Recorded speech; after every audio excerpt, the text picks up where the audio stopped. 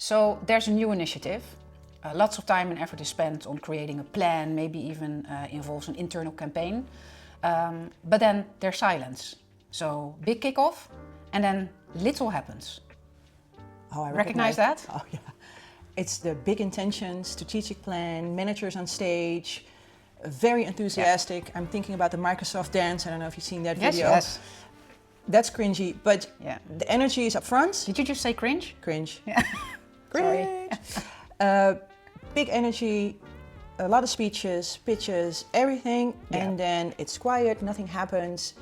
People don't want to, or they want to and they don't know how. And then they call that change resistant or change fatigue.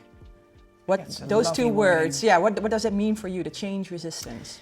Well, the thing is, nobody really wants to change because, and I'm not a neuropsychologist, but that's just the basics of how your brain works, right? Because it's avoiding pain. So the resistance comes from the fact that you don't want the pain of change.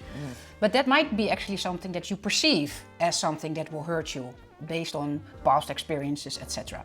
And just like you have a process that guides you, so for example, scaling agile frameworks, or it could be any other framework, which helps you step by step. And for adoption, it could be ATKAR. Those are really helpful in structure. But there is also a whole world to explore in how you can guide and help people in their why. So why do you think it will cause you pain or will make you tired or whatever truth people have in their minds? Yeah, I'm looking from change management and I change management from the organization point of view. And then you go indeed like, okay, everybody needs to have the chance, the opportunity to step in. And in ProSci, it's called ATKAR, the desire to, if you are aware of the change, that's not enough. You also have to take that step. The desire phase is definitely a crucial phase. And each and every person needs to step in. And for every person, it's different. And that's where your book also comes in. I'm going to show it.